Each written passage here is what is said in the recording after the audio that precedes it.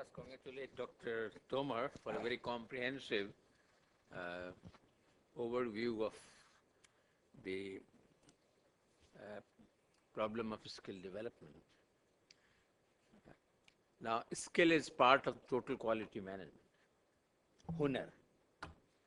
And it is, skill means anything to be done in a smart way. If I am a skilled person, I'll do this in a smart way, otherwise not. So it's a part of the total smart development in India. Now, when we use skilled manpower, for which we are discussing, we must know the areas where we want them and what are the norms of people required. No norms, I don't know what is the norm of making a 1 megawatt solar power station. What kind of a manpower? I don't have a norm how many people I require for maintenance. And I do not know what is the maintenance schedule in that area. So I cannot make a proper assessment as such today of the skilled manpower required either in solar or in wind. It is going on at the moment more a ad hoc basis. But there is no proper schedules properly made or not known to us, maybe somewhere they may have known. And so therefore there is a need of identifying those schedules and forming up them.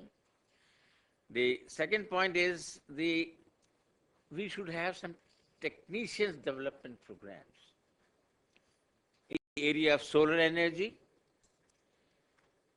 in the area of biomass gasification, and in the area of even wind. A time would come that people would like to, especially in villages and remote areas, would like to have that independent solar plant and independent wind farm, if they happen to be in that wind tunnel area. So where are the people who will do it for them? If you remember, in old days, small electricians used to be working in towns and they became major contractors for electrification. So we require skilled people who will first cater to the small requirements in towns and faraway villages and who can then evolve into bigger entrepreneurs. So this is technicians schools are very necessary, and they can have a certificate course. For example, in solar energy, we also require some skilled people in the area of manufacturing solar power plants as well as in the area of wind turbines. And we should have norms of for those also, and what kind of qualification they should have. There could be 5 or 6 stages in manufacture of a solar panel, right from hydrofluoric acid to breaking it and all, silica. And so all the process, we can have skilled people requirement assessed for 100 megawatt solar powers Make in India program, and we should create some technical schools for them. Right. That's so the next area I think is we have to train some quality check people, quality assurance people. A solar panel is there or a solar cell is there. Is it performing to the right specifications? Is the wind turbine, whether it is of right specifications? So we must have people who provide quality checks. This is a biogasifier. They say it can use all kind of biomass and it's very highly efficient. How to measure it? How to assess it? So there should be quality assurance people in the area of renewable energy as we have in other normal energy. Then we must create, in the technician courses, there should be not only merely just technical part, but they should be also exposed to terrestrial energy systems as well as detailed part of technology in which but they must have an overview of the renewable energy sources so that they are excited, they can diversify in time. So very few people are teaching in India, maybe probably Lucknow University, as I came to know, the terrestrial energy systems per se, wind, solar, marine energy and all. And there's a lot of mathematics involved in those things. The earth has a complete balanced energy system. So all those things people should be exposed to them. Then we do require engineers for hydropower and geothermal energy. And we should know, I think we already taken care for hydro, but maybe we may have to create a special group of people for hydrothermal, for geothermal. We are not developing it yet fully. It is still in the R&D stage. So we must identify those areas where geothermal can be now commercialized, and we must know some norm for the development. And we have to also nurture very aggressive advanced R&D in the area of photovoltaics, because people are talking of 60% efficient photovoltaics. Can't we make them? Can't we be leaders in these areas? And we should not create R&D for just doing something routine. We should create R&D institutions for development of leadership. We must find out the gaps in technologies properly and put people that by such and such time be ready with a new process or a product.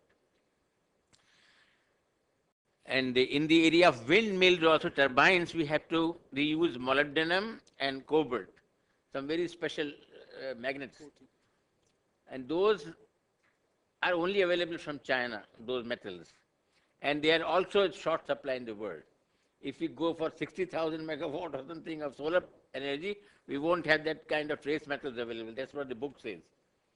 So can we have alternative alloys for good permanent magnets in wind turbines? That's a kind of research area. Hydrogen is still in the research area because it still requires energy. Maybe solar energy gives you or we go for cluster state aluminum and zinc, which can break water at room temperature. So, but making a cluster state aluminum will also require energy. You have to vaporize aluminum and then condense it into a special crystal form. So it's an area of research. And people are also trying to work microbiological production of hydrogen. Still, it is an area of research. Cost-effective production of hydrogen still remains a big problem, and our R&D should focus, and we should identify right people, right group to work in that area. Storage, people, I think after Banaras University, your university have taken lead. There is also an area of converting carbon dioxide into useful compounds, into hydrogen, into methane, through soil bacteria. And this is a patented technique from MIT, which came about 2 years back. Now, maybe we can focus some research in this area and create a technology for recycling carbon dioxide through a fuel, making it to methane and other things. And that will take care of lot of carbon management problems and give you. Right. So these are I think these will be the areas of research. Now there is another thing which is where skill development is required, is using optimally different power sources in a town, in a city, even in a house. You have a solar power, you have electricity, you may be having a gas heated room heaters. Now, there will be different sensors who can choose which energy to be used at what time, or which combination of energies can be used at this time. IBM is providing this technology, and they are trying to optimize various kinds of energy, which combination will give the least cost and best wattage. So this is another area of part of energy management, which requires some training, some development. Already IBM is doing this training, and IBM can be contacted. Then we also require a special talent now, which we do not have in general, and that is why our research laboratories are never appreciated properly. We require some R&D entrepreneurship brokers. Say, for example, you have developed a hydrogen, how you sell it? How anybody finds an entrepreneur for you? In the United States, there are lots of industry development journals which market new products. So some industrialists will get interested, and there are special journals like the World Oil, as you see. They are all advertising new technologies, writing articles. Somebody gets attracted by starts buying. We do not have this group of people who sell or market technologies to entrepreneurs. And so this is another area where we require skills, and for patent writing we require the skills as well as for brokership, for science technology, selling brokership technology we are also required. Now, when I spoke of skill development through schools, the idea is not seeking a job by those people. The idea is they should be even trained for entrepreneurship. They may start a small business also if they like. So our skill development program should make a person ready to be doing a job, but also being ready to develop his own enterprise. Ideas of techno-economics, costing, something can be given to them. Thank you.